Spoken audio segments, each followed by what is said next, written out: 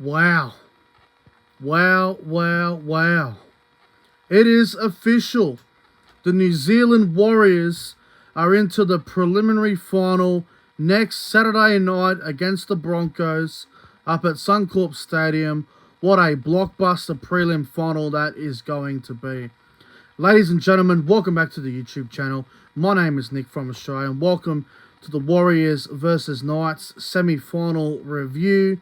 And what a game of footy from the Warriors. Outstanding performance. Very dominant, very clinical. That was impressive, man. They were very impressive early on, the Warriors, and then they sort of took their foot off the pedal a little bit when Newcastle sort of got back into the game. But the longer the game went, the better it was for the Warriors. So, wow. They're through to the prelim final. Newcastle, they are gone. They are gone. I think Newcastle will be a little bit disappointed, to be honest with you guys. I feel like with how that game went, Newcastle should have been a lot better. They'll be disappointed with everything, I feel like. They had this big winning streak and they wanted to try and keep winning. I think they'll be very disappointed, the Newcastle Knights. Hello to the chat. William Pearson. Hello to Tom. Luke Melbourne Storm fan, Jim the Chooks fan, Jason Raider, Bosky, CJ Moxley, hello. Hope everyone is doing extremely well on this beautiful Saturday evening, 6:15 p.m. Game ended about 15 minutes ago. I was just setting up the live stream on my phone. So yeah, what a game. 26,000 people over there at Mount Smart Stadium. And the Warriors got it done. So it's, I think it's great for the game to see the Warriors doing good. Up the wires, as everyone keeps saying, it's a very popular trend. And it will continue with the up the wires until they win the comp, if they do win the comp. So, good to see. Good to see. I don't think I'll be here for 20 minutes like I was last night. I think this will be a bit of a shorter review tonight. But, yeah, the Warriors, far too good. And the first time as well in a couple of years, I think all of the top four teams have gotten through to the prelim. Trying to remember the last time that actually happened. 2018 was all the top four teams, I believe. 2019... What was 2019's top four? Was what? South Roosters, Melbourne. Did Canberra... Melbourne? I can't remember. I think it was 2018 or was it 2020? It's been a while anyway. It's been a couple of years since all the top four teams have made it to the prelim.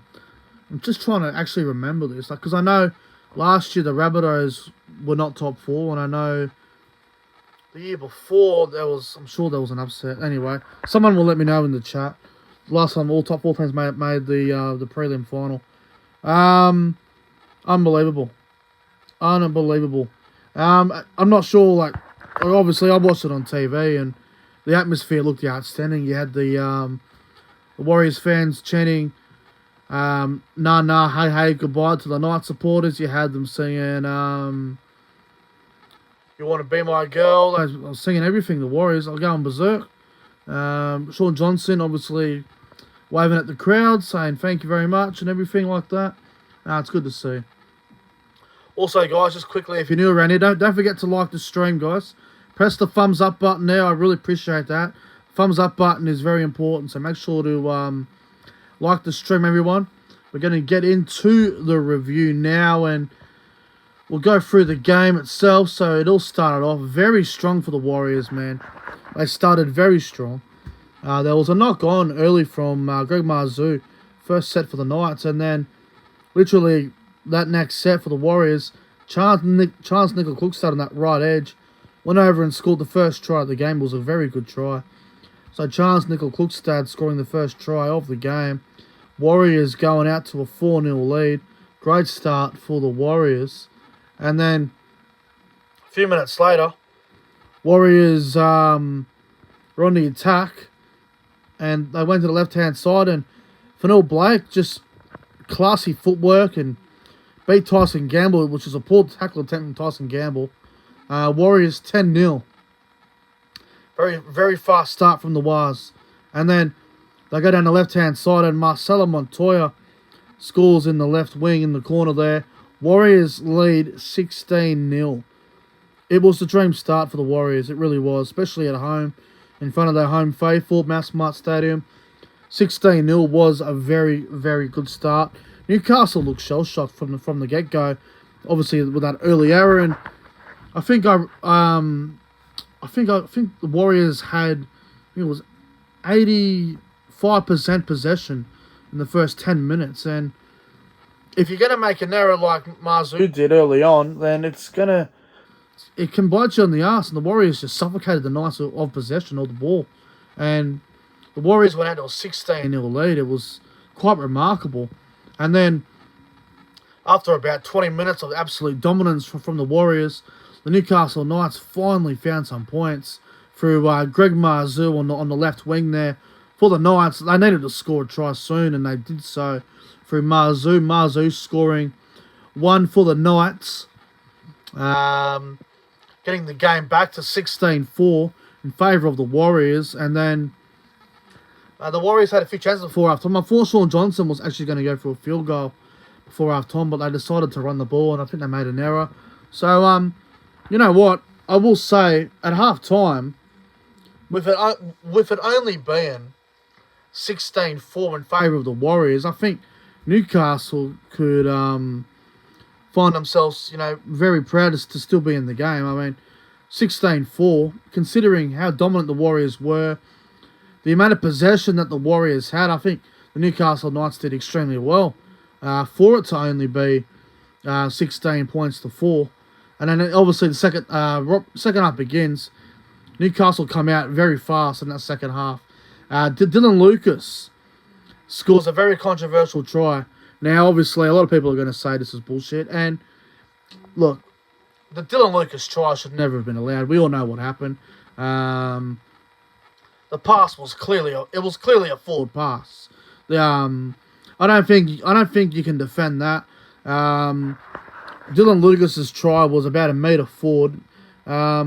See, I think when he passed the ball, it was okay, but he was in front of him. He literally had a foot in front, so it was clearly a forward pass. So that was a bad miss from the referees and the touch judges. Obviously, the remote control statues, the touch judges, I don't know what they're doing.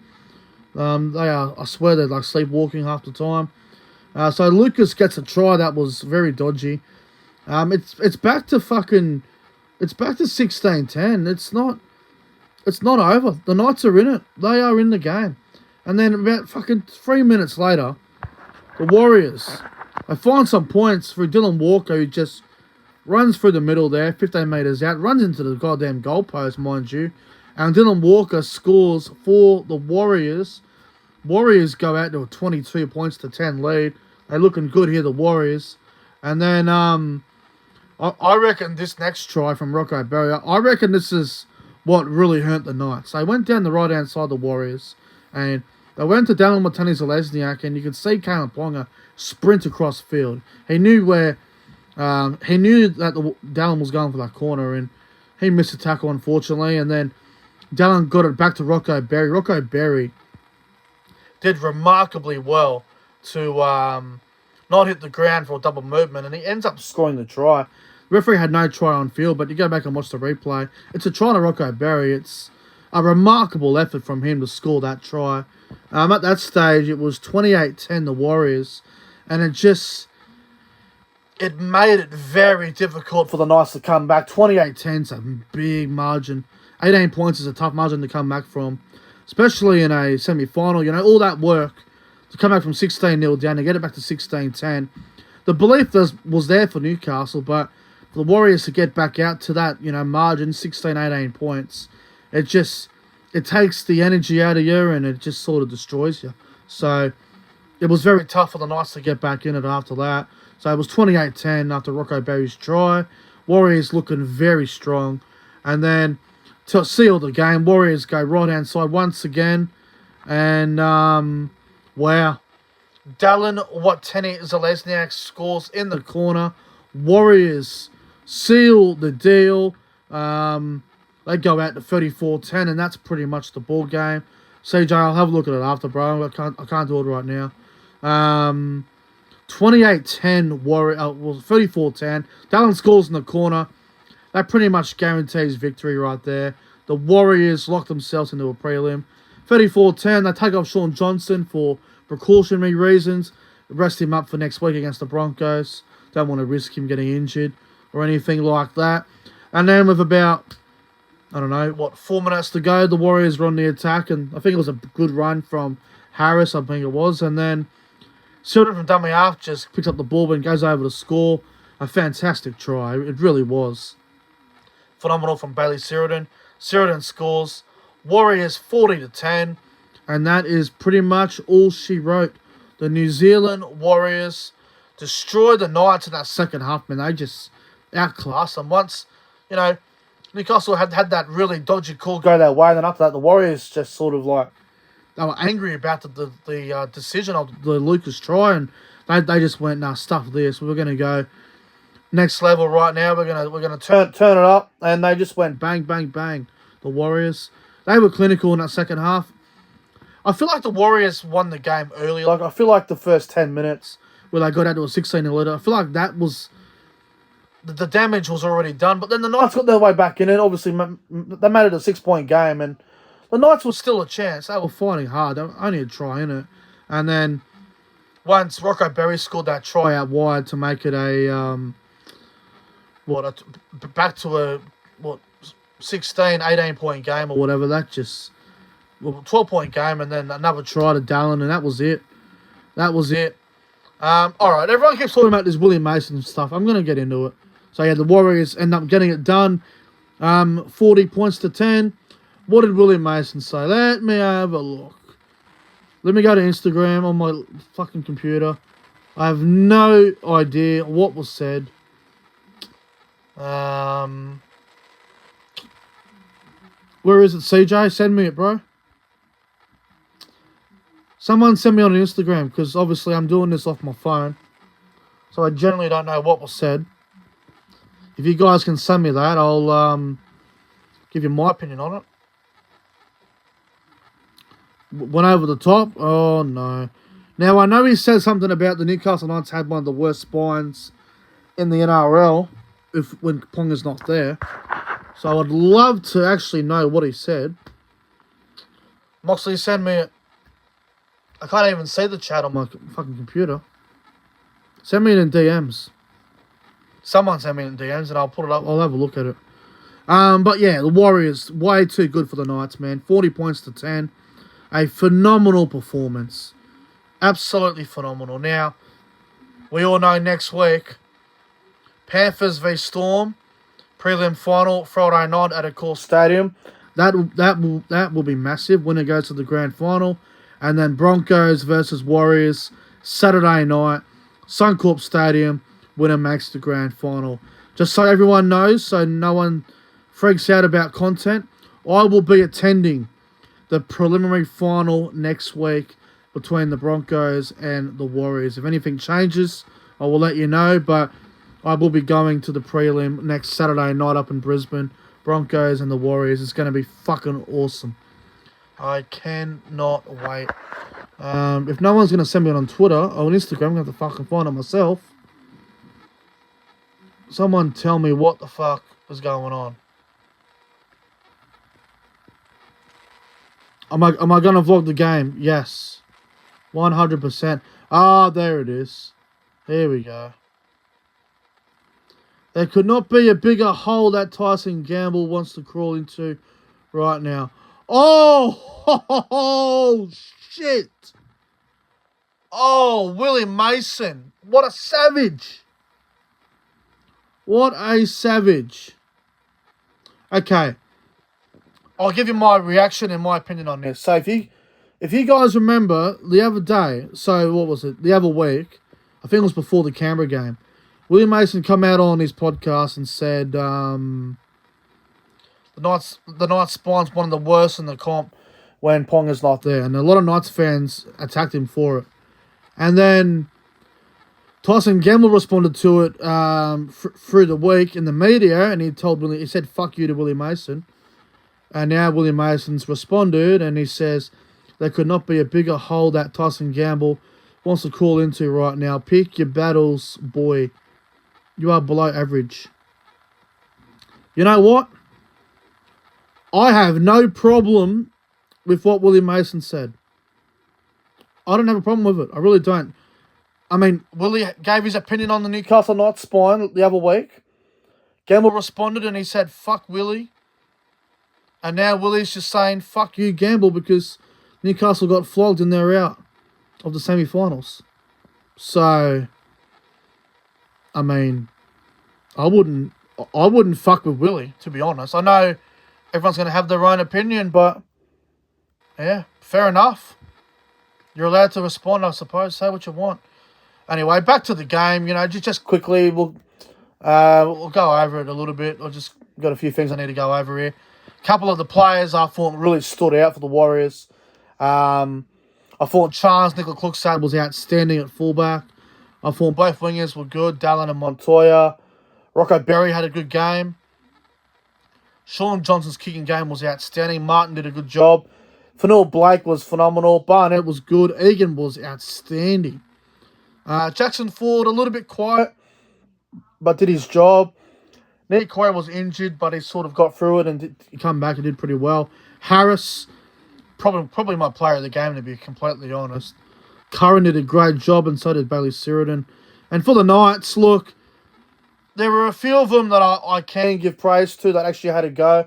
Like, I thought, I honestly thought Marzu was decent for him. I know he had that early error, but he made up for it as the game went on. I thought Phoenix Crossland tried really hard. I thought Tyson Frizzell and Dylan Lucas were very good for the Knights. And yeah, look, I thought Jack Hetherington did some good things as well. But before I go here, my player of the game, guys, my player of the game from the Warriors versus Knights semi-final, I can't go past Tohu Harris. I thought Harris was absolutely outstanding this afternoon.